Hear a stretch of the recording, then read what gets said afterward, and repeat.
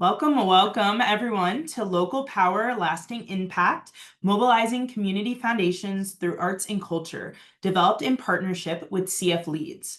My name is Jamie Sharp, and I am the Senior Program Manager here at GIA. I use she, they pronouns, and I'm a light-skinned Black person. I have my hair up in a ponytail today, and I'm wearing a striped blue collared shirt. Now, we want to start off with a question for folks. In just a second, Allie will drop a link in the chat to a Mentimeter, and we want to know what comes to mind when you think of community foundations. And in a moment, hopefully all of those responses will populate, and then we'll share them on the screen. So just a few things before we get started today. GIA is headquartered on the unceded land of the Lenape and Wappinger peoples. We ask you to join in acknowledging the Lenape and Wappinger communities, their elders both past and present, as well as future generations. This acknowledgement demonstrates a commitment to beginning the process of working to dismantle the ongoing legacies of settler colonialism. Today's webinar will be recorded, and following our conversation, we will share out the recording as well as speaker materials, so no worries if you need to hop off early. And before we begin, I also want to take a minute to review the Zoom features so that you have an optimal experience with us today. If you have a question for our tech team during the webinar, please feel free to use the chat function and message Allie, LGC Tech. Otherwise, you can use the Q&A feature at the bottom of your screen to submit questions for the presenters. We'll let everyone do their full presentation, and then we have some time allotted at the end for audience Q&A. And if you would like your experience to include live captioning, select the closed caption or CC feature in the toolbar at the bottom of your screen and select show subtitles. Community foundations are uniquely positioned to catalyze change at the local level, even amidst shifting federal priorities and uncertainty. In partnership with CFLeads, Community Foundations Leading Change, this webinar will provide an overview of how community foundations organize to meet urgent needs and build long-term resilience. Through real-world examples, the session will highlight how arts and culture serves as a powerful tool for civic engagement, connection, and community healing. Today, we are joined by Dr. Leonard Brock from CFLeads, Sharon DeMark from the St. Paul and Minnesota Foundation, and Yuki Numata Resnick from Community Foundation for Greater Buffalo to explore how funders can strengthen local infrastructure and uplift grassroots organizations by responding to today's challenges with creativity and care. Now, Allie, if we could pull up the Mentimeter and see what comes to mind for folks when they think about community foundations.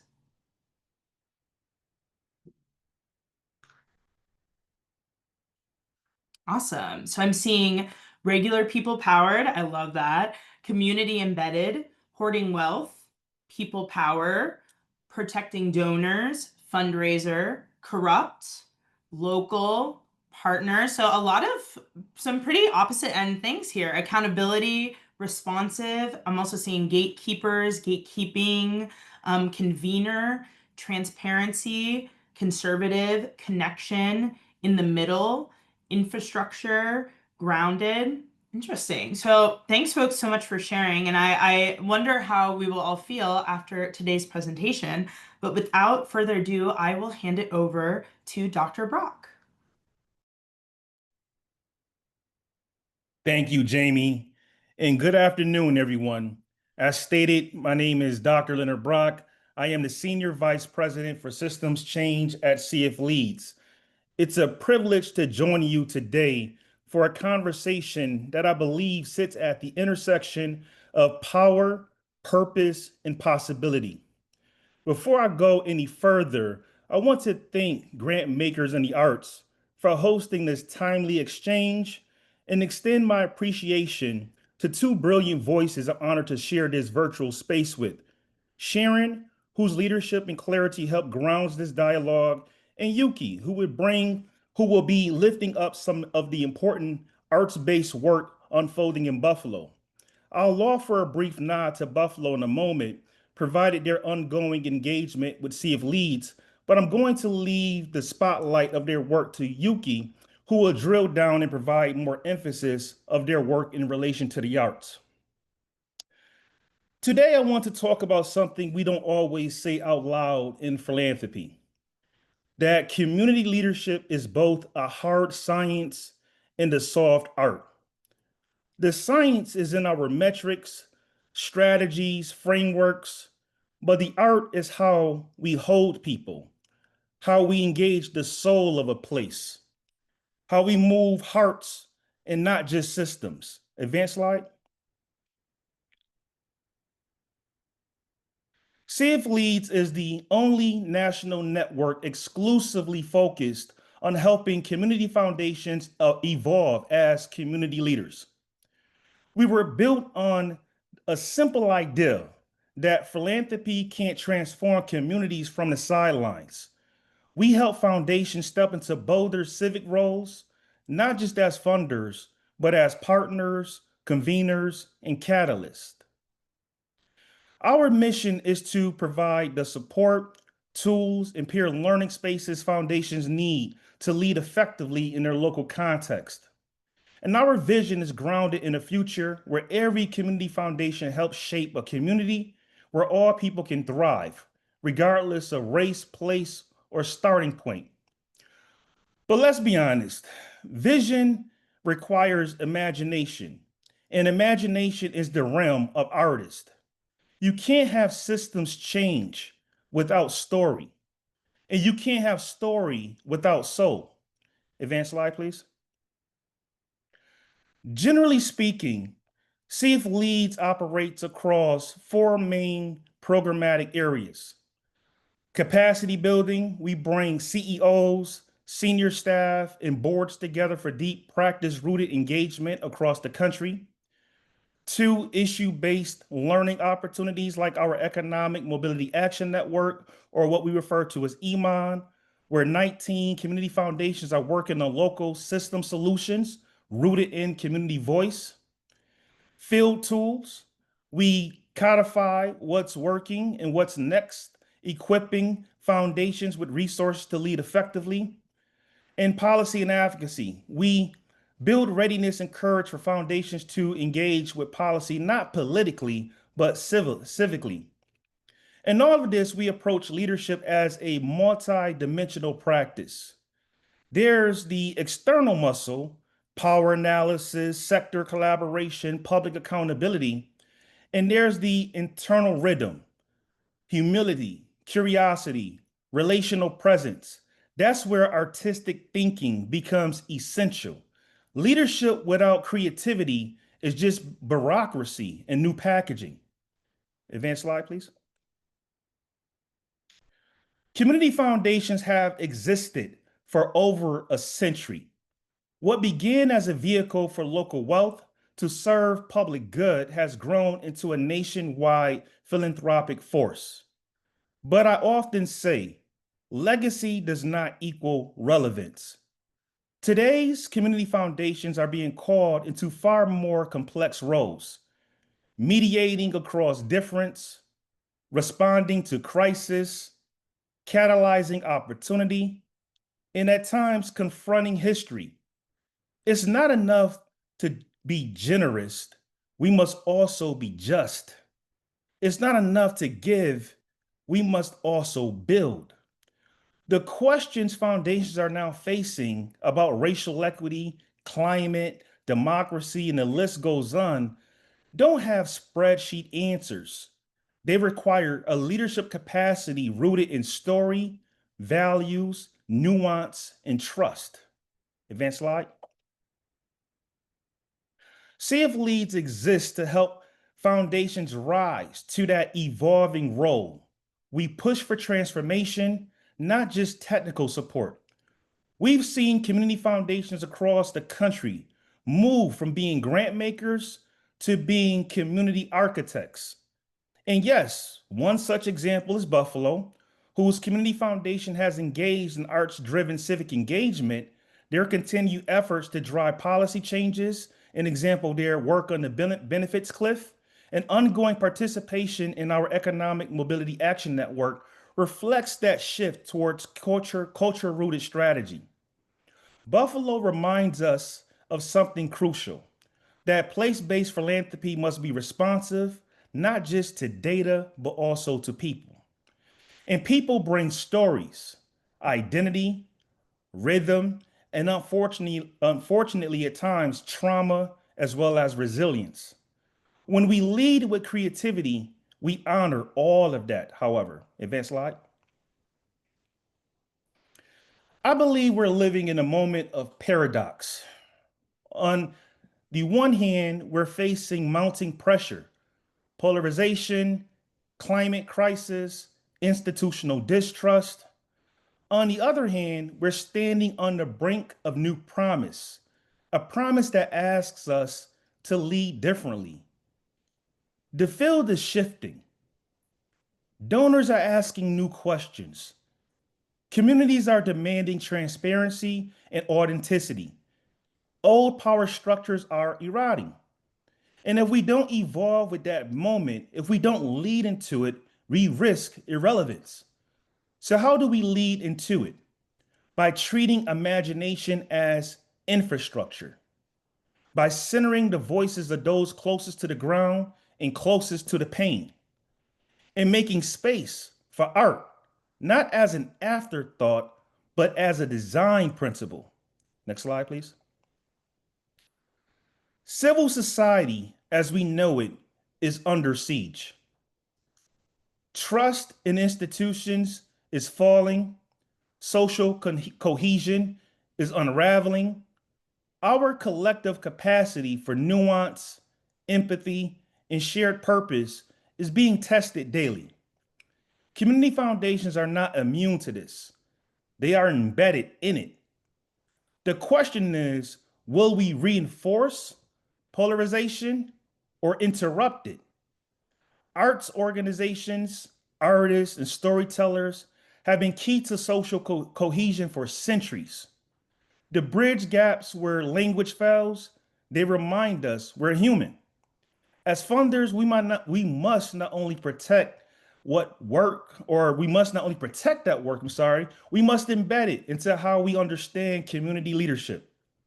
Because in times of division, the arts hold the potential to become common ground. Advanced slide. And then there are systems, deep, enduring, interlocking systems that uphold inequity, if I'm being fully transparent, be it education, housing, health, employment, public safety. These aren't broken systems, and I've said this throughout my career. They're functioning exactly as they were designed. The problem is in the design. We we have to think beyond just the outcomes that we see at play. As CFLeads, we challenge foundations to not just work within these systems, but to ask, who benefits from the current structure? Who is excluded from decision making? And what kinds of leadership, what kinds of voices are missing from the table? The arts help us surface those invisible narratives. They help us rehumanize data. They reveal what the dominant systems cannot hold. Advanced slide, please. So, what is the solution? At CFLeads, we believe it's found in reclaiming the original purpose of community foundations to be anchors of local power and resilience. That means leaning into discomfort, speaking truth to systems, and leading from within the community, not just above it. Community leadership requires emotional intelligence, strategic clarity, and cultural fluency. And make no mistake, those are artistic skills. To lead with integrity today, foundations must be able to see patterns that others miss, translate complexity with grace, and hold multiple truths at once. There is an old adage or old statement I heard that all truths aren't but half truths. And that's something for us to think through or think about. That is the soft art of leadership, and it is desperately needed. Advanced slide. So we help community foundations lead through 5 core competencies primarily: engaging residents as active participants in shaping change, using data to drive strategy and storytelling, collaborating across sectors with shared accountability, influencing policy and participating in governance, marshaling resources in bold, equitable, and just ways. Now, picture those competencies not as bullet points, but as instruments in an orchestra. Who helps tune them? Who keeps them in rhythm? Who composes the score? In many communities, it's artists, cultural organizers, or what I like to refer to as movement architects. Let's start treating them as part of our leadership infrastructure, not just our programmatic partners. Advanced slide, please. We define community leadership as pursuing a community's greatest opportunities and confronting its most critical challenges by inclusively uniting people, institutions, and resources for long-term impact. Let me say that again. Inclusively uniting people, institutions, resources, long-term. These words demand more than technical skill. They require presence. They require the ability to listen between the lines, to read a room, to build belonging. And again, that's art. That's movement work. That's cultural fluency. If we want different outcomes, we need to center different inputs. Next slide, please. We intentionally include reference to community leadership more than once because the work of community leadership is not linear. It's recursive. We keep coming back to it, testing it, stretching it, reimagining it. And artists know exactly how to do that. They remix, they experiment, they push form to the edge. If we're going to evolve community leadership, we need to start thinking exactly like artists. Advanced slide, please. These final slides shows the core framework we use to support foundations across the country. It includes centering equity, partnering with the public sector, using data effectively, embracing culture, shifting power, and telling the full truth. Next slide, please. And let's be clear, you can't center equity without centering culture. You can't shift power without shifting narrative. And these aren't bullet points on the slide, they're conditions for transformation. Can you advance the next few slides? It's just reiterate, you can stay here. Foundations in Charlotte, Rochester, Buffalo, and across our networks are wrestling with these questions daily. We're not perfect, but we're present. We're not finished, but we're faithful. Because community leadership isn't just about outcomes, it's about how we lead. Next slide, please. So I'll leave you with this. If leadership is both structure and soul, then our job is to bring alignment, to build what's needed and to become what's needed, to lead from the center, not from the sidelines. So again, I'm thankful for this opportunity to look forward to further dialogue later in the program. At this time, I would like to turn things over to Yuki to talk more about the work in Buffalo. Thank you so much, Dr. Brock. Hi, everybody. Really honored to be here with all of you. My name is Yuki Numata Resnick, and I am Director of Arts and Culture at the Community Foundation for Greater Buffalo. I come to you on today's call from the traditional territory of the Haudenosaunee people. I use she, her pronouns.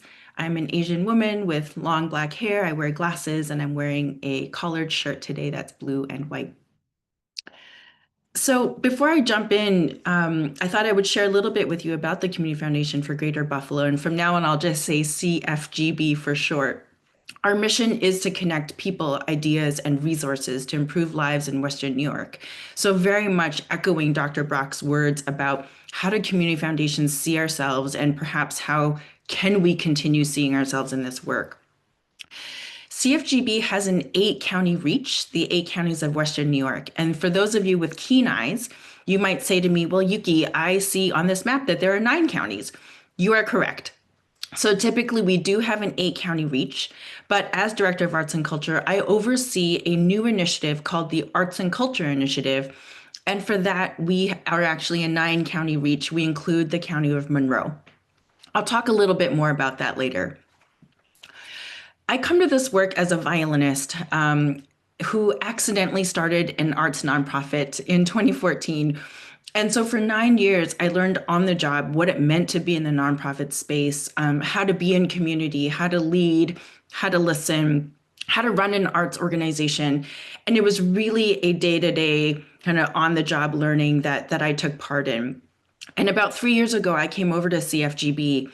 And so at CFGB, what our focus is, we have a strategic plan that gets adopted every 5 years. And through this strategic planning process, we lift up 4 community goals. So our current community goals are as follows. 1, to achieve racial and ethnic equity. 2, to promote economic mobility, primarily through education and workforce readiness. Number 3, climate resilience. And number 4, architecture, arts, and culture. And so it's really this 4th community goal that brings me to GIA and brings me into this conversation. And I will say to you that when GIA approached me about participating in this webinar, I admittedly had some uncomfortability around this idea that community foundations take part in organizing. And I think, honestly, that was reflected actually in the range of responses that we saw in the Mentimeter. And there absolutely is kind of traditional forms of power that I think we are all grappling with now. And so as I thought about this idea of organizing, I had to really honestly do a little bit of research and level set for myself. What does organizing actually mean? And so I thought, we could level set together a little bit here. So this is from Merriam-Webster on defining to organize. So it can mean to form into a coherent unity or functioning whole or integrate. To set up an administrative structure for something. To persuade to associate in an organization, especially to unionize. To arrange by systematic planning and united effort. And finally, to cause to develop an organic structure. And as I thought about these definitions, it did cause me to reflect on how might CFGB be actually aligning with some or all of these definitions. And I started to see how community foundations do have that great potential. And many of us might be early parts of those journeys, at the end of the journey. I would say CFGB, we are absolutely on the journey and trying to unpack this more and more every day. So I thought today I would share with you 2 examples of how CFGB is engaged in some form of organizing. The first here is the creation of the Arts and Culture Initiative. And what I did here on the left side is I put those 5 definitions, and then I checked off what I think the ACI, the Arts and Culture Initiative, kind of aligns with this definition of organizing. The long name of the Arts and Culture Initiative is the Ralph C. Wilson Jr. Arts and Culture Initiative at the Community Foundation for Greater Buffalo. It's quite a mouthful. But it's really because the ACI was created through a partnership with a private foundation, the Wilson Foundation, a partnership between Wilson and the Community Foundation for Greater Buffalo. For those who might not be football fans, let me share with you a little bit about Mr. Wilson. He was the founder and 54-year owner of the Buffalo Bills. Go Bills. Mr. Wilson was also raised in Detroit.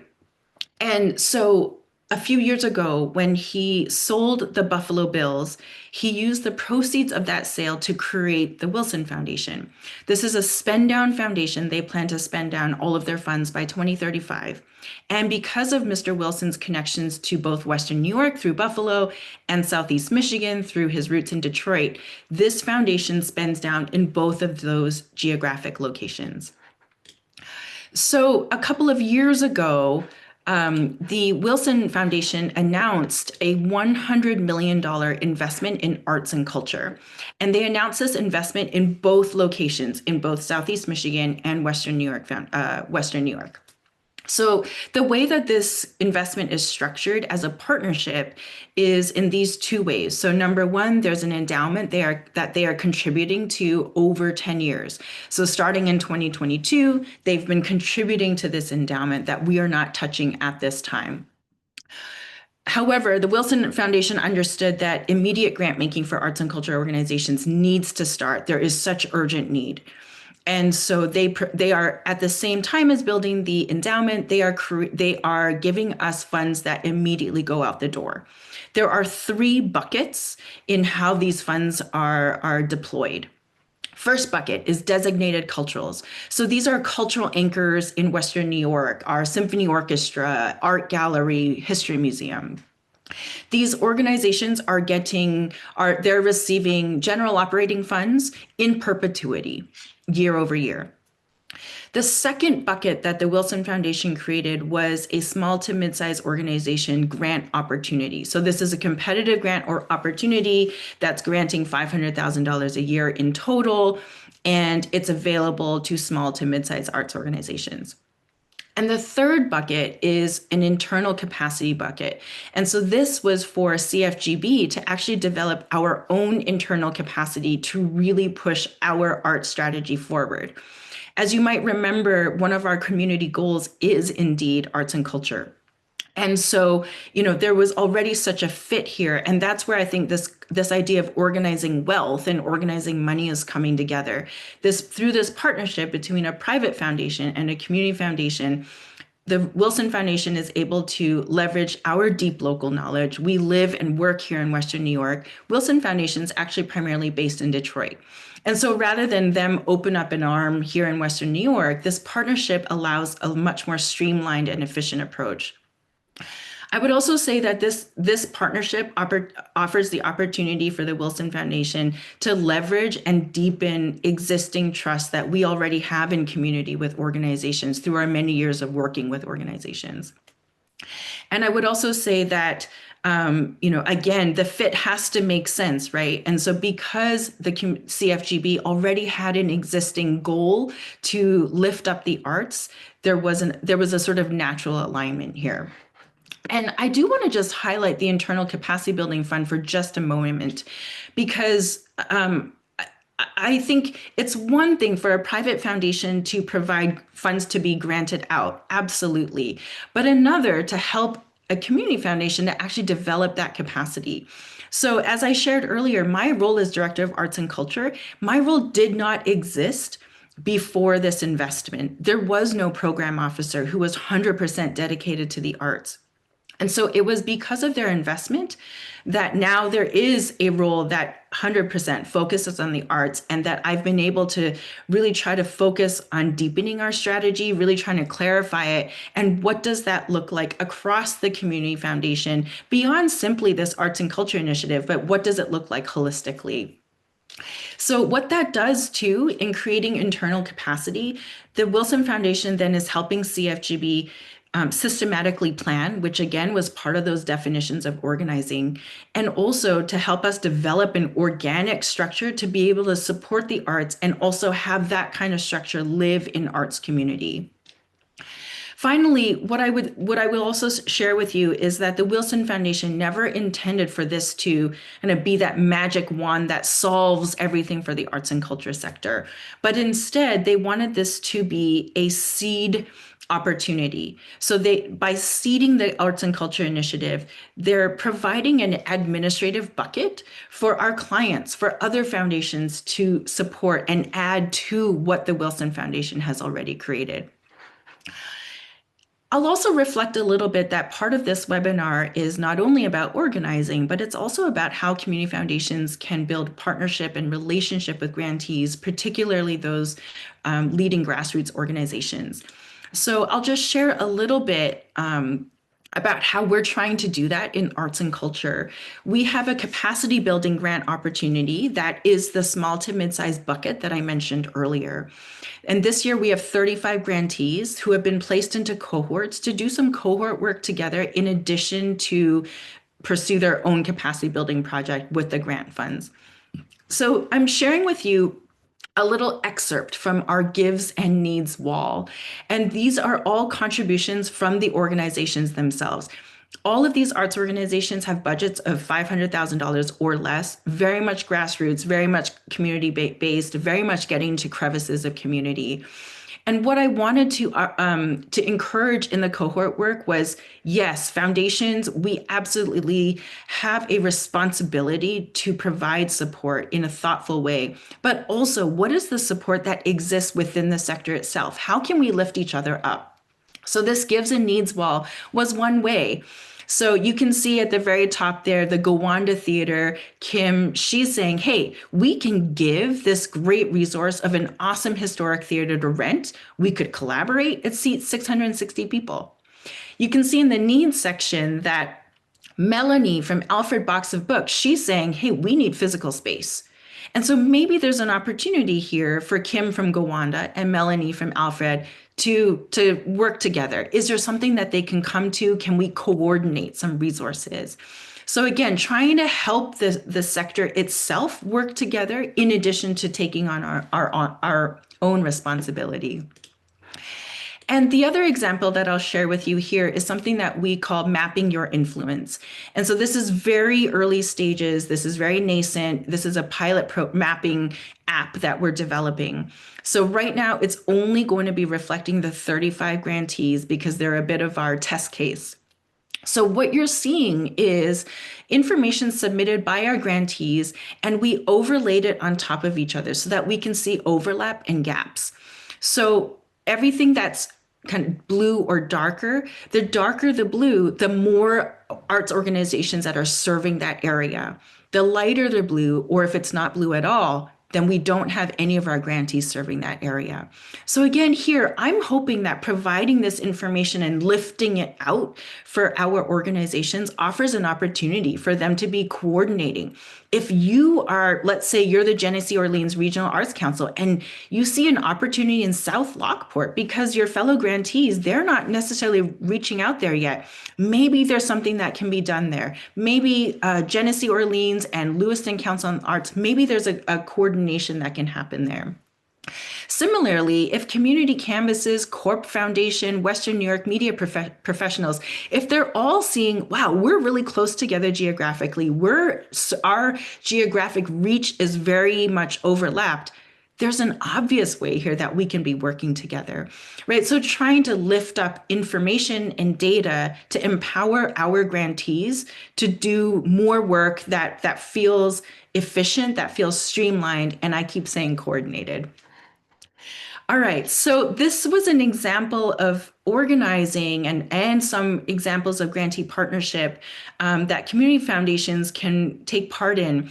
This was an early example. The Arts and Culture Initiative is only 3 years old, and I have only been in my role for just about 3 years. So we're still building as we go.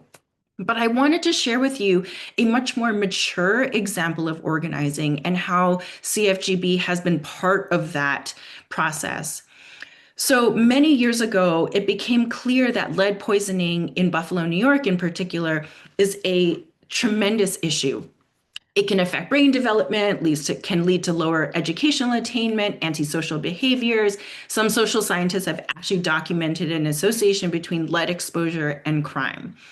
And we were seeing, especially in Buffalo, that this disproportionately affects communities of color due to historical redlining and segregation. You can actually lay redlining maps and lead poisoning maps on top of each other, and there is a ton of alignment. And so, as you may recall, one of our community priorities or community goals is racial equity. And so all of this started to really make sense together. And with over 90% of Buffalo's housing built before 1978, and the year that lead paint was banned, we saw that, okay, there's an opportunity for us to be more responsible and to play a bigger role in being part of a solution. It's really important for us to note that lead poisoning is 100% preventable. So here are some ways that CFGB started to organize and convene and to start to be part of a bigger solution. So what we did was we started to convene stakeholders. We started to open up conversations. As those conversations took some hold, then we started to fund research.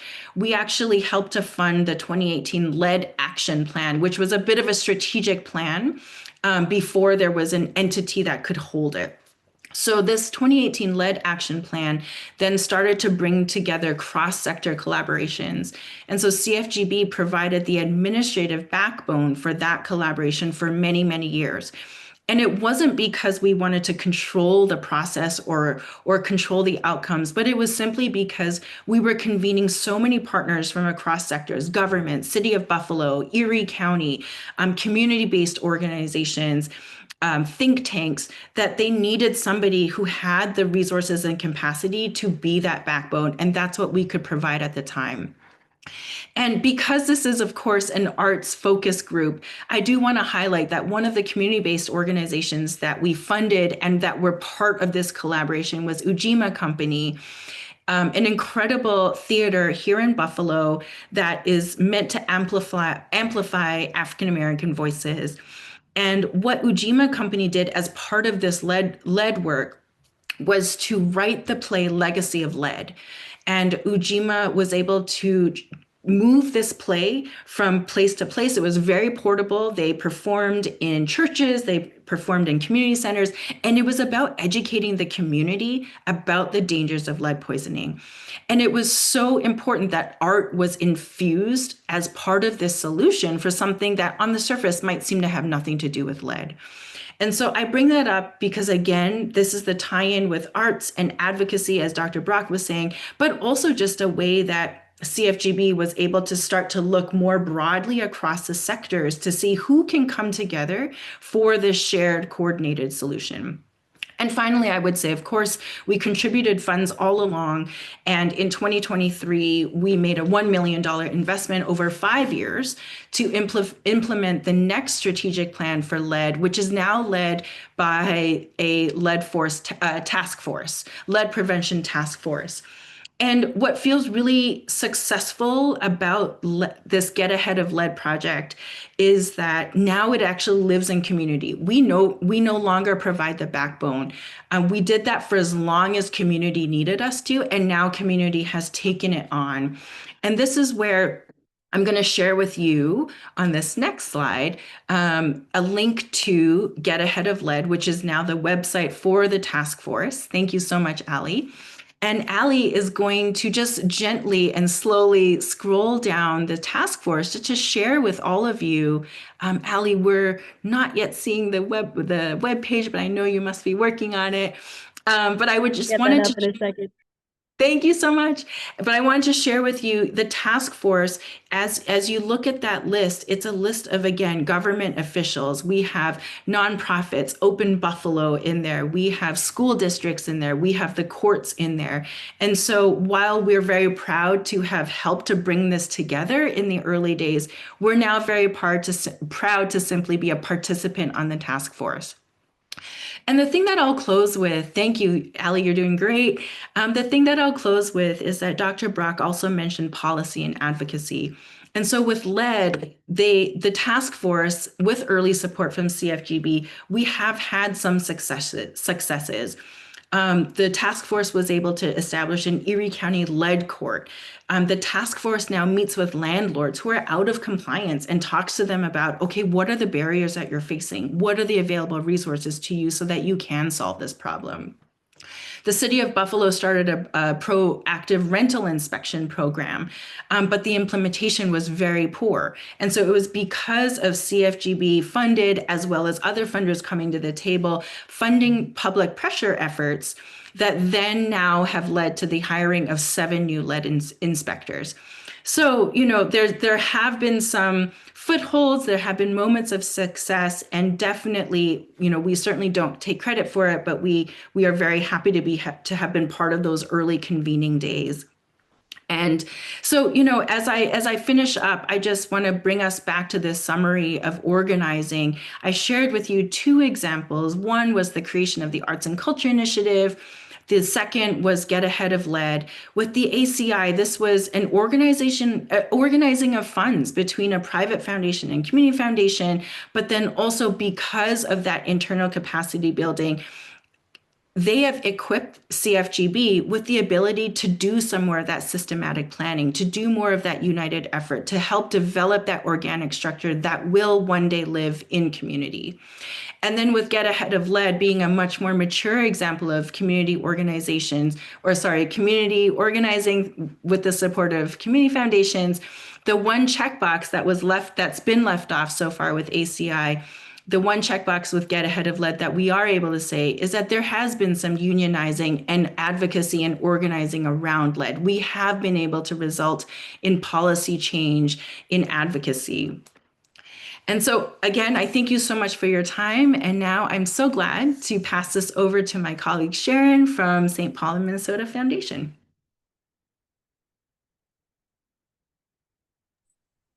Thank you so much, Yuki, and thank you, Dr. Brock. I learned so much from both of you, so I'm glad I was able to be here today, if nothing else, just to hear both of you. And thank you, everybody, for taking time to be with us today. As Yuki said, my name is Sharon DeMark. I'm coming to you from St. Paul, which is situated on the traditional and ancestral lands of the Dakota people, known as Minnesota Makoche, or land where the waters reflect the sky. I use she, her pronouns, and I am a white woman wearing a short sleeve pink top and glasses. I've been a program officer at the St. Paul and Minnesota Foundation for 18 years, working in the areas of arts and culture. And the St. Paul and Minnesota Foundation is the largest statewide community foundation in Minnesota with $1.9 billion in charitable assets. And we're celebrating our 80th anniversary this year. Our aspiration is that we envision an equitable, just, and vibrant Minnesota where all communities and people thrive. Our three overarching strategies are to invest in community-led solutions, advocate for equity, and inspire generosity. And we support many, many diverse areas. Yuki said she was solely working in the arts. I work in several other areas as well. We're all very much generalists in the work. We fund in housing and food access, education, and then our newest and growing areas are around democracy, advocacy, and civic engagement. And of course, arts and culture. Currently, our arts funding is about 8 to 10% of the funding that we offer through our community impact team. That's the team that I'm part of. As a community foundation, we have over 1,500 individual donors who are very generous in their support of the arts as well. That's a separate team, and I'll talk about that a little bit later. Today, I want to share about 3 programs, areas that we're working on that speak to this theme of how community foundations organize and how arts and culture serve as powerful tools for civic engagement, connection, and healing. The first one I want to talk about is the Minnesota Forward Pooled Fund Grant Program, and we'll put a link in the chat for you to take a look at that. And this was created in response to the current political climate. And while it's not art specific, we really encouraged arts and cultural organizations to apply for support. But I want to step back and just look at the origin story of this program. The planning started about a week after the 2024 election, but the thinking for it started earlier during the whole election cycle. There are many one-on-ones and small group discussions among Minnesota grant makers about what might happen and what we should do. And we harkened back to 2017 when a group of grant makers gathered to plan how to address the new administration's attack on immigrants and refugees. And as you'll recall, in January of that year, immediately after inauguration, the Trump administration announced the Muslim ban. So the funders here in Minnesota created a program called Solidarity Minnesota. And part of that work was to pool resources, and that got funds out to organizations that supported immigrants and refugees.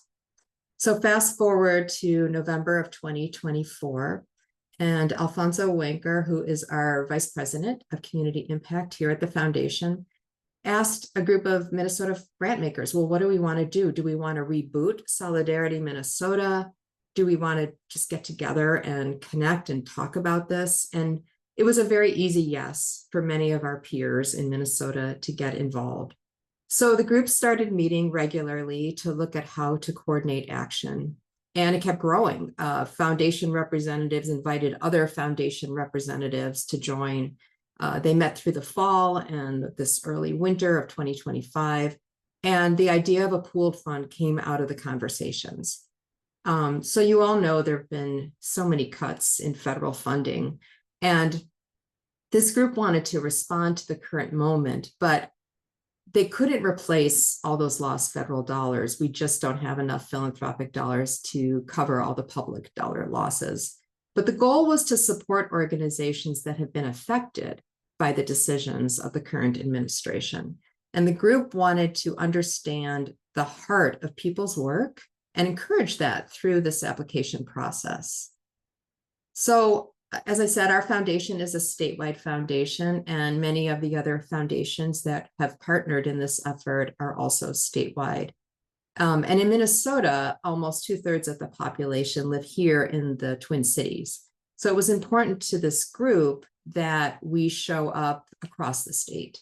So ultimately, organizations could apply in 3 different buckets: the Twin Cities Metro, Greater Minnesota, which is every place outside of the 7 counties of the metro area, and Native-led, Native-serving organizations. So in this way, the group of funders could be more assured of getting those funds distributed more equitably across the state. So they came up with 2 types of grants to offer: Fortify grants, which were to support current needs, strategic planning, response efforts of organizations as they address these shifts brought on by the federal changes.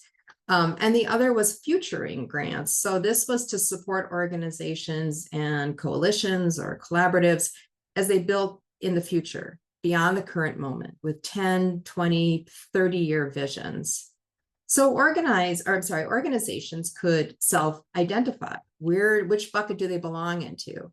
And we received a wide array of work. There were some direct service organizations, advocacy, scenario planning, capacity building, etc.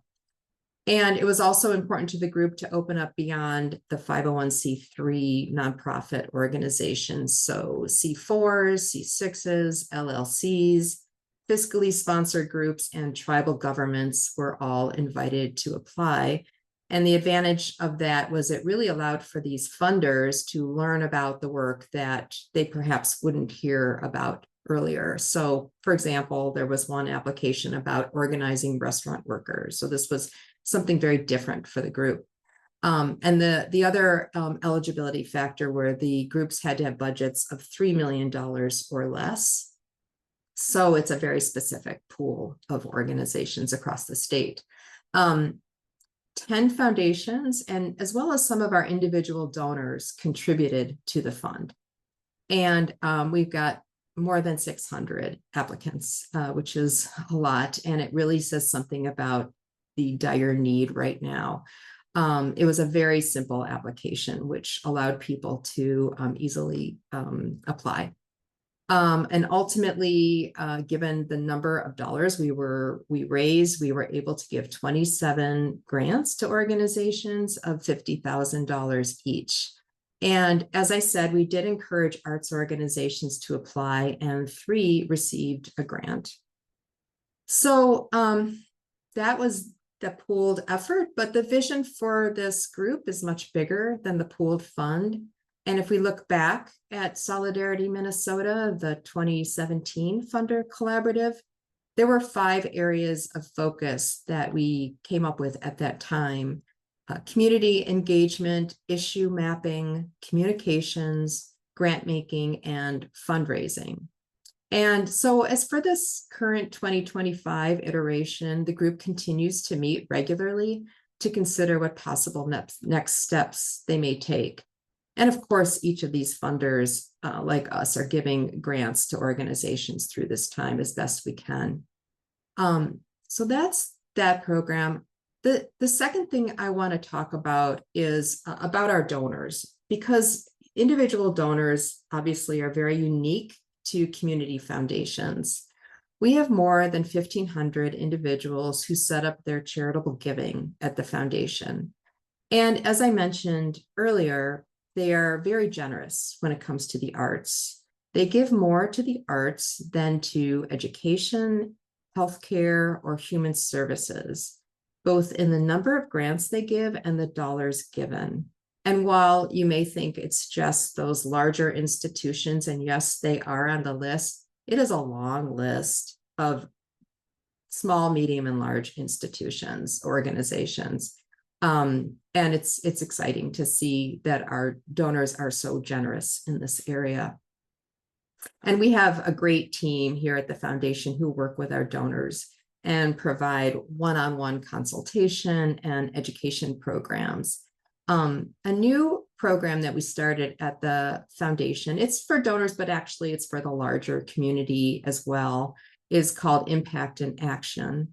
So what that is, each quarter we focus on a different theme. So last quarter, it was around housing. And during this third quarter of 2025, our theme is, coincidentally, arts and culture. It worked out really well for the timing of this webinar. So our website lifts up the work of local artists and arts organizations and the ways that we support this ecosystem. And we'll put a link in the chat so you can read more about Impact in Action. And I have to really give props to our Marcom team at the foundation for all the work they did to make this happen. Part of that work includes a short video about how the foundation thinks and supports the arts. And what I love most about this video is that you'll see a lot of artists that we support, and they are part of another program that I'll talk about next called Art in This Present Moment. So let's watch the video. It's just a minute and a half, so you can see the diversity of art and artists that call Minnesota home. So if we can run the video. Hi, I'm Sharon DeMark, Program Officer at the St. Paul and Minnesota Foundation. And I'm here to talk to you about a topic that's really important to us, the arts. As an artist and as an arts grant maker, I know firsthand how essential the arts are to our communities. Art is more than a creative expression. It can reflect culture, foster empathy, and provoke thought. At the foundation, we believe art is a driving force behind community connection, identity, and economic vitality. It plays an important role in supporting mental health, healing, and overall well-being. In the last 5 years, we have granted over $10 million to nearly 120 different nonprofit organizations specializing in the arts, from local theaters and music programs to community murals and youth workshops. And that's not even including the amazing support our fund holders are providing to arts organizations that they love. Protecting and investing in the arts is critical to Minnesota's future, especially as we strive for thriving, healthy, and equitable communities. Through our Impact in Action storytelling series, we are excited to highlight creative talents and unique ways individuals are supporting the arts. To learn more about how the foundation supports the arts, visit Impact in Action. Thanks, Allie. Really appreciate your support here. So that another part that we're focusing on with this theme each quarter is a program that we've been doing actually for quite a while called Giving Together. And Giving Together are opportunities for our donors throughout the year to learn about different community issues. So last quarter for the housing theme, we did a panel on housing, and a week from today, we're hosting a panel of 3 artists. One from a local theater that works deeply in the area of racial justice, one from a community center that supports many individual artists and small entrepreneurs in the arts and community building on St. Paul's East Side, and one from a brand new performing arts center up in War Road, Minnesota, which is about 7.5 miles from the Canadian border. So it's going to be a great conversation with such diverse perspectives about what the arts and community mean. Finally, I just want to mention art in this present moment. We'll add that link in the chat. And I really encourage you, if you're just feeling a little sad or hopeless in a moment, just to take a look at it, because it's filled with some of the artists that you saw in the video. It's really just great imagery of video and photography of these artists and the work that they do. This program, we created it in direct response to when during early days of COVID, when artists, especially artists of color, they lost their sources of revenue overnight. We all saw that. And we really wanted to get funds out to individual artists. And we thought about different ways of doing this, but decided that we also wanted to lift up organizations that were BIPOC-led. So we selected BIPOC-led arts organizations and asked them to choose artists or artist collaboratives or collectives to receive this support. So the organizations, they were compensated for their time, and they could make their selections however they chose to do so, in whatever way. We would give them as much support as they wanted, but they all had different ways of making those selections. And the only restriction we had was that the artist had to be based in Minnesota and identify as a person of color. And so we send out a documentary person to do the video and the photography, and then the artists can use that video any way they want. And over the 5 years of the program, we've granted $345,000 across 24 organizations and 36 artists or artist collectives. So that's it. I'm looking forward to the Q&A and to talk more with you about this work. Awesome. Thank you so much, Sharon, Yuki, and Dr. Brock. And now we will be transitioning into our Q&A. I did want to uplift 2 questions here. So we did have someone say, I feel America's arts and culture communities are completely missing the urgency of the attacks on freedom of expression, the rule of law, federal safety nets, the environment, and human rights. We need to revisit the culture wars of the 1990s and duplicate for our base what the far right did for theirs, and that is to inspire and equip our people to run for local office in order to govern according to our values and skills. And I did want to uplift, I'm going to drop a link in the chat here, that GIA, we held a conversation. Sorry, my keyboard is not cooperating. We held a conversation earlier this year that did revisit the culture wars. So if anyone is interested, there is the link to that video. There was also a question for Yuki that asked, how are you deciding how competitive to make the grants? What percentage of the full arts ecosystem is ACI serving? Is the intent to have something that's accessible to all the organizations in the region? And so Yuki answered, in answer to accessibility, the intent is for the tools that we're piloting with the 35 grantees, mapping, giving, and needs, to be something that reaches all arts organizations in the regions. Because this is so new, we're not ready to roll it out with everyone yet. Competitive, the Wilson Foundation put parameters around grant opportunity. They specified the geographic regions, 9 counties, and the general description of small to mid-size. Over the last 3 years, we have narrowed the focus of the grant because we've received such an overwhelming response. And as someone who has led a small arts org, I understood that an 80% denial rate was not acceptable. So that's why we had to refocus. And then she included a link, which I'm going to drop in the chat here. Yuki, did you want to elaborate any more on that before we dive into some other questions here? Well, I'll just provide a little bit more of the answer to the question, what percentage of the full arts ecosystem is ACI serving? And unfortunately, I don't have a number on that. Across 9 counties of Western New York, I would estimate we've got like about 1,000 arts organizations of varying budgets, from very, very small to our largest arts organization, probably around $15 to $20 million. So given that, the ACI is $100 million initiative, but most of that is going to endowment, it's a very small percentage of the field that we're serving. And I would also say that we're seeing other local funders leave the arts funding space. So we are feeling that pressure, and that's a little bit of the why behind, okay, if I don't have all the dollars to grant out, what are the additional resources or additional types of support that I can offer? The mapping, the gives and needs, the convening, that can at least complement the dollars that we can grant out.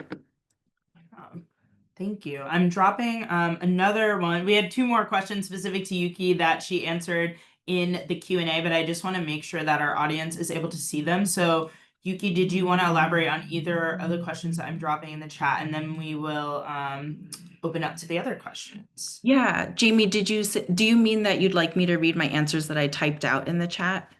Yeah, if you want to read them, or if you just want to elaborate, if there's any other context you want to provide. Yeah, absolutely. Yeah, so there was a question about, am I seeing that the arts and culture work is informing or influences others at CFGB to embrace the work differently? And yes, I mean, this is certainly not a silver lining, but I do see some really positive momentum in conversations internally at CFGB, where we used to be very siloed in our work.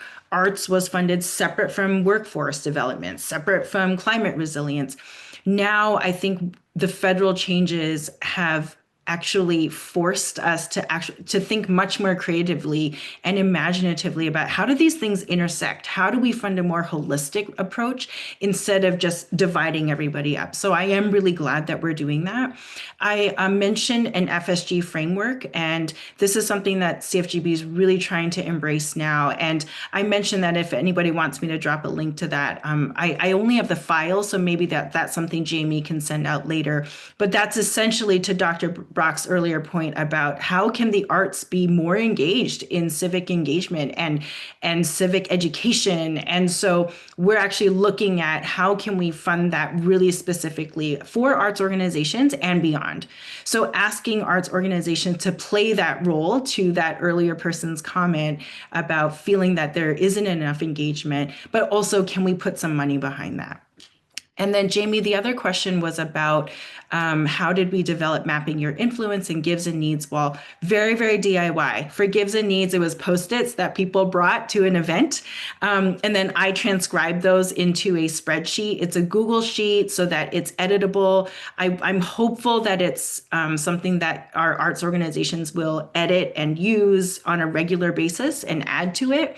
Mapping your influence, that is something that I'm working with a GIS consultant on, because that's, skills and expertise beyond my violin degree. And so that was in very broad strokes, asking the 35 grantees to share with us, what is your reach?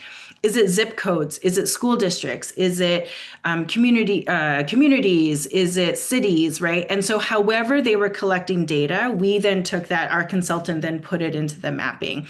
We also did a really lovely DIY in-person version where we printed out 2x3 maps and then had transparencies where each organization could draw like directly on the transparency. What was really cool about that was that when you started to overlay the transparency, you actually got to see in real time that overlap and the gaps.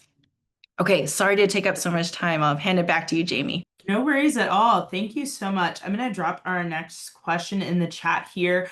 Do Sharon and Leonard have additional perspectives about funding across silos to share? Would be interested to understand what they are seeing in their work as well. Yeah, I could take a stab at this, Sharon. I think that's an interesting question. We live in silos, we work in silos, and the work we fund oftentimes is in silos. But what I'm starting to see quite what I'm starting to see more often is that community foundations are taking on a role of anchor entity and supporting cross-sector partnership work. And with that, it allows for funders to not necessarily fund in silos, but to look at ecosystems and support that body of work. So CF Leads, we work with a host of community foundations, but we also work in partnership with the Gates Foundation, Mott Foundation, and a host of other national foundations. And that's the goal, is for us not to fund in silos, for us to be able to build infrastructure, be able to create ecosystems that will allow for the enabling of this work to take place in our communities. Now, as it relates to our partners in government, as it relates to our partners and other stakeholders, as it relates to directly in the community, that's a work that we're continuing to support. So yes, we're seeing a significant amount of effort to avoid funding in silos, but I will be very transparent to say it's still a work that we are in the process of hopefully addressing. And I can share, thank you, Dr. Brock. I can share from internal standpoint at the St. Paul, Minnesota Foundation. Like I said earlier, I fund in the arts, but I also work in other areas, and we all work in different areas. So I don't have a specific arts budget. For years, we worked together as a team. While I took the lead on arts organizations, other people would sometimes, depending on numbers and everything, other people would look at those applications as well. And as we move into a new, I didn't get into this, but we have a whole new funding program that you can read about on our website. We're moving into 2026 with a whole new funding program. Our work's going to be even more interconnected, I believe. Like I said, we're really growing in our advocacy and democracy work, and we've hired 2 new staff people to work specifically in this area, which is super exciting for us. So we think that's going to be a really growing part, and I think the arts can play a strong role in that, certainly, in we all know, many different ways. Yeah, thank you both. I'm going to drop our next question in the chat here. Have you found significant changes in your relationships to your community, given significant changes in other scales of funding, e.g. federal spending cuts? What do you feel is a responsibility to community in times like these, and are they different than, quote, normal times? So, whoever would like to begin. I don't think I'm going to provide a real rich response, but I will say things are certainly different. The community foundations we work with, many of them are looking to plug the gap, but you cannot supplement. I don't care how much private aid, how much foundation funding is not going to supplement or supplant government aid or public spending or public support for social challenges that we're all working to address. So yes, there are a good number of community foundations that are definitely looking to rise to the occasion and serve the community, those that are most proximate.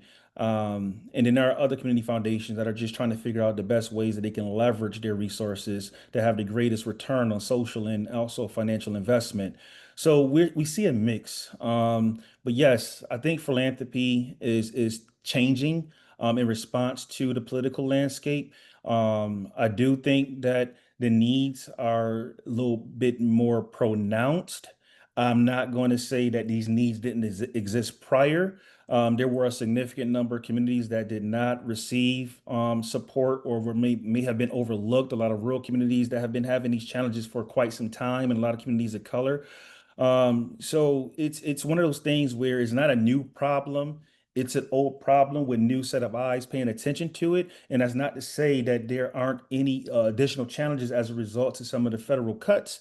But I will say that from a philanthropic perspective, many community foundations are doing the best that they can, but their best still will not be enough if I'm being fully transparent. I can share in our area. I work really closely with other foundations who fund in the arts across the Twin Cities and Minnesota. We've been working together for a long time.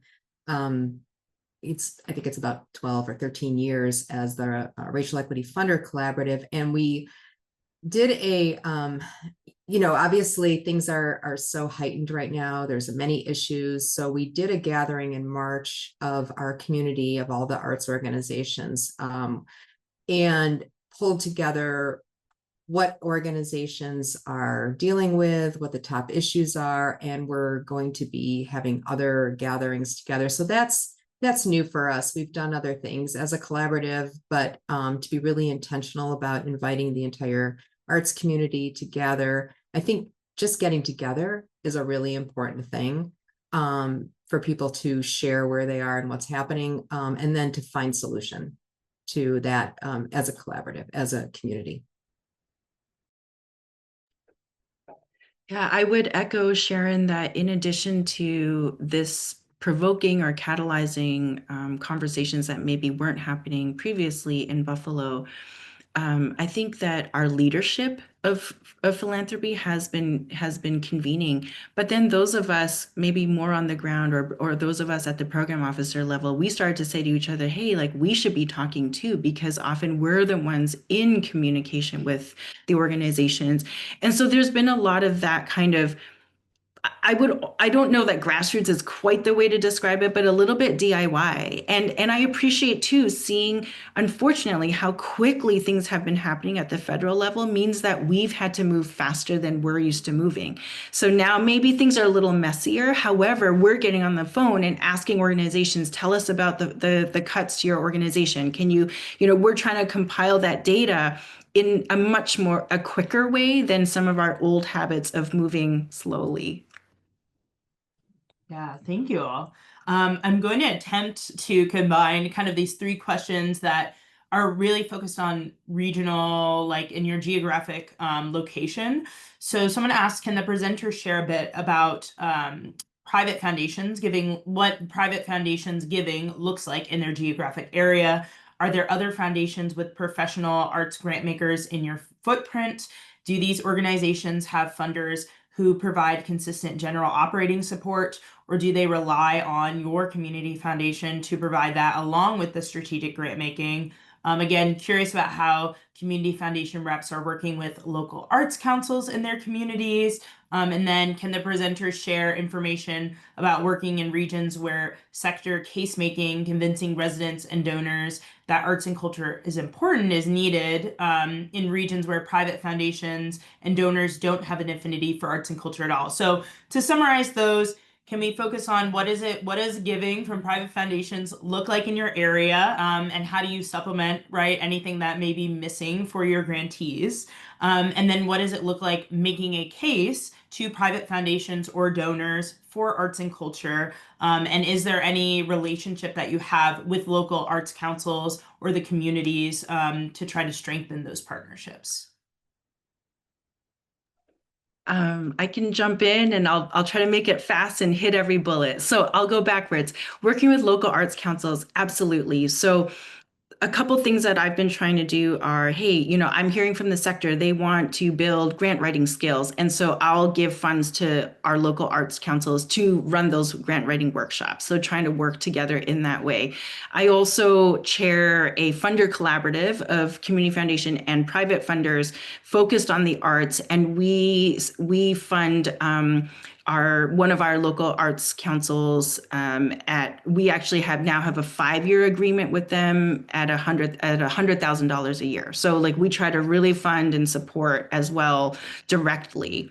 In terms of what kind of philanthropy looks like in Western New York, our biggest private foundation here has assets of $300 million. So we're not a hugely philanthropic region here. So it makes the work really challenging. And interestingly, that private foundation used to have a reach of 8 counties across sectors, everything from arts to hospitals. And they have since really refocused on 2 zip codes in the city of Buffalo. And so that big shift now has all of us in the foundation world trying to figure out, okay, we can't fill that gap. So how could we better coordinate so that people don't feel like the rug's been pulled out? Unfortunately, people do feel that way. And so that's something that we're trying to talk about. trying to look to other foundations with professional arts grant makers. So in Western New York, I'm the only one who's 100% arts as a program officer. There's one other foundation that funds in Erie County only, and they do performing arts. But again, that's, we have a 9-county reach, so that's like a really small portion. Of course, there are other funders who have arts as part of their portfolio. So like I guess as I tried to conceive of my role, I wanted to see, like, can I be some of the glue that starts to pull in all of these other arts funders locally so that we can start doing good work together. And then finally, that question about case making. This is something that we're not yet involved in, and I'm really hopeful that perhaps through the Fund for the Arts, the Funder Collaborative, that might be something that we start to get really involved in. And I've been saying, like, what is the narrative change strategy that we have to start to think about?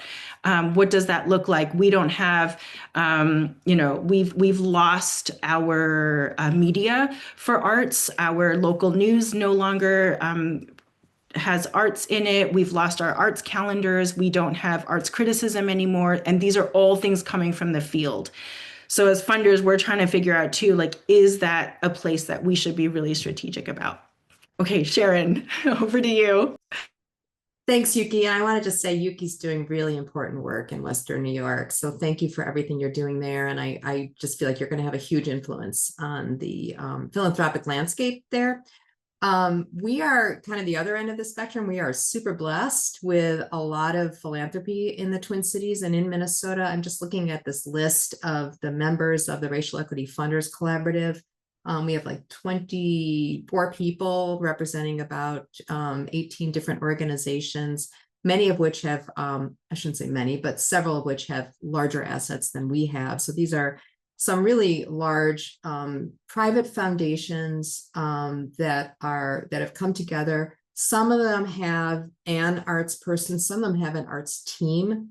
Like I said, most of my work is arts, but I do other things as well. So it's a really interesting mix of small family foundations, large private foundations. I think I'm the only community foundation on the team. So that's a really important group, and we work very closely. And as I mentioned before, we brought the community together. There is both the State Arts Board is represented on this team, as well as the Metropolitan Regional Arts Council. We have 11 arts councils across the state. So representation from those public agencies, I'll say. And then in terms of case making, like I said, our donors are really very supportive of the arts, our individual donors. I will say one thing about, so I work with the St. Paul, Minnesota Foundation. That's my employer. And then we also work closely with the Mardag and Bigelow Foundations. Those are client foundations that hire us to do their investments and their grant making. And during COVID, all three continued to fund the arts throughout those years. And I never heard a board member say, why are we funding the arts? And I was always very grateful that we're doing that they were doing that. Now, the Mardag Foundation has since made some changes to fund very, very narrowly or very focused on housing and food access. They're a much smaller foundation, and so they really wanted to have more of an impact in an area and fund immigrant and Native communities, mostly in greater Minnesota. So I support that. As sad as I am that they aren't able to fund in the arts anymore, I know that that's really important to them. Okay, I want to make sure I answer I don't know if I answered all your questions. Did I get it all, Jamie? Yes, I think, okay. Yeah, thank you so much. Yeah, and we'll shift to our next question here. Dr. Brock, I would love to hear from you, and then Yuki and Sharon, of course, if you want to add. What are the speaker's recommendations to engage with community foundations? So this is, I'm assuming, coming from a private funder. I've looked at several CF websites, but didn't find a match for my foundation's funding priorities. The conversation I had with one that I thought would be a good fit was disappointing. I thought the CF space might be a good possibility for partnership, but I am feeling uncertain it's a good path to continue to explore. Yeah, I strongly recommend supporting and coordinating and partnering with community foundations. As I shared prior, community foundations are anchor entities and typically are not only proximate with the grassroots community, but also with institutional leaders, and they can serve as that connecting tissue that can bridge the gap. So we have community foundations on this call that is doing the work, obviously, and there are a plethora of community foundations that I've worked with in the past. There's a nomenclature that says if you met with one, or if you know one community foundation, or if you met with one community foundation, you met with one community foundation. So that's to imply that all community foundations are different. So I apologize for the experience that they may have had with the one or two community foundations that they've explored, or the one in which they thought they could partner with. But there are 950 community foundations across the country. And we're talking about small and large, rural and urban, and in a hybrid of both. So I strongly, and that's not because I'm solely biased, but even when I was doing work in local community as an organizer, leading helping profession type institutions, I've always partnered with community foundations for that reason. It allowed me as a community organizer to be proximate with institutional leaders. And now that I work as a quote unquote institutional leader, it allows me to be proximate with community foundations that work with nonprofits who are proximate to the local communities. So my recommendation is a high recommendation. Absolutely, I think community foundations is the way to go. However, working with the community foundations that have this as part of their North Star would be something that I would strongly recommend. And if this person needs any assistance and guidance to identify community foundations, I'd be more than happy to assist. Thank you so much. Sharon or Yuki, did you have anything to add? We have a couple more questions that I think we'll be able to have time for everything. Awesome. All right. So our next question, let me drop in the chat here. How are arts funders thinking about evaluation? What kind of information is important to you and your donors when you make decisions about funding organizations working at the intersection of art and social impact? This question is for any of today's presenters.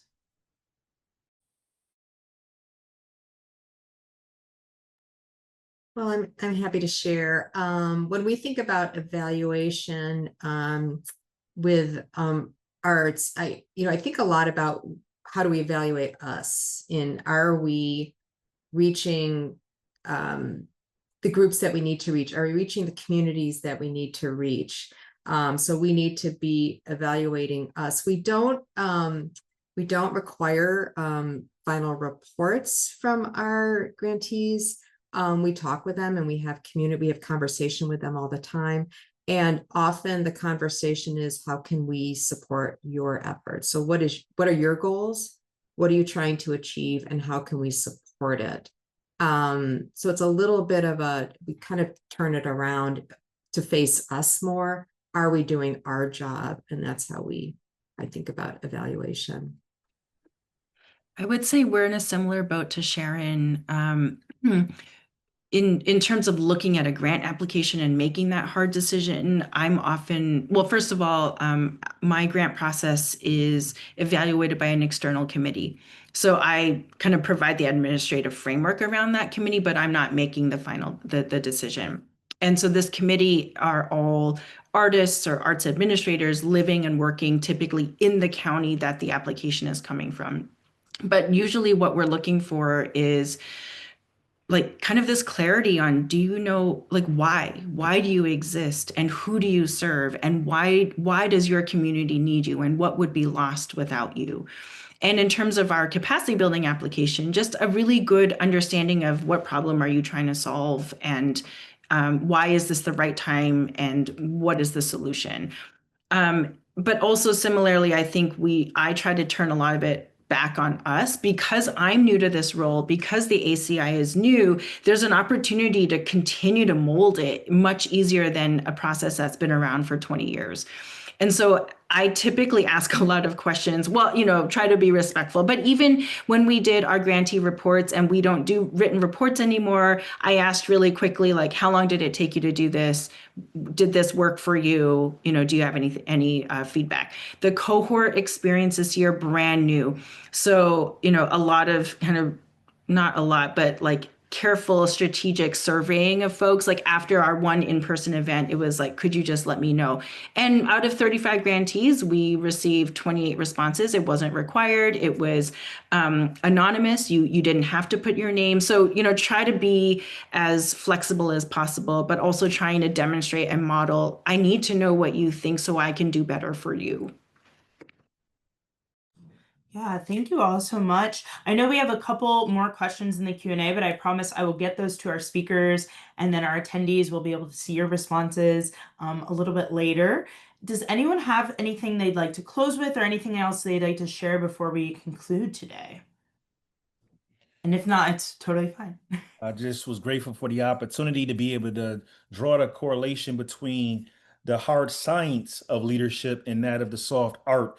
And oftentimes art is remiss from these conversations, but they have to be anchored in the design. And we have to have that head-heart coherence. When we just solely lead from the strategy perspective of what I like to refer to as just solely the intellect, we miss out on the real opportunity to move community. So it has to be that head-heart coherence, the marriage or the merging of the intellect and the intuition that really will allow for this work to make a real difference in the years to come. If we don't start thinking differently, if we don't design differently, we will yield the same outcomes and we had the same conversation decade after decade. So we have a real opportunity to do something different, to do something new, in large part due to the social political landscape and all the turmoil we find ourselves in. So how we come out of it is going to be indicative of that head-heart coherence. So I'm very thankful to be in partnership with you all. Yeah, thank you so much. All right, Allie, we can go ahead and pull up our final slide. Today's webinar has demonstrated how community foundations are uniquely equipped to harness the power of arts and culture in building resilient, locally rooted solutions. As federal and philanthropic priorities shift, community foundations are demonstrating how creative, art-centered strategies can engage civic life, foster connections, and support community healing. By spotlighting local leadership from grassroots coalitions to artists and cultural practitioners, we reframe cultural investment not as peripheral, but as core to community-driven social and economic transformation. At GIA, we remain steadfast in our commitment to ensuring that the funding field responds to these challenges with courage and accountability, centering racial justice and collective action in our approach. We invite you to join us in this ongoing work, strengthening advocacy, deepening community partnerships, and leveraging our collective power to sustain a thriving arts ecosystem that reflects and uplifts all voices. Thank you so much to CFLeads and Dr. Brock, Yuki, and Sharon, and also a special shout out to Sharon. Sharon is on the board here at GIA, and she has been such a champion for community foundations within our membership. She'll also be hosting a community foundations affinity space for the second year in a row at our conference. So if you'll be joining us in the fall, please be sure to check that out. And let us know what you thought about today's webinar through the feedback form. You can either use a QR code on the screen or we'll drop a link in the chat. And we hope that you can join us for our membership discussions this Thursday. That's exclusive to GIA members, or our next webinar on August 12th. And I wish you all a wonderful rest of your week. Thank you.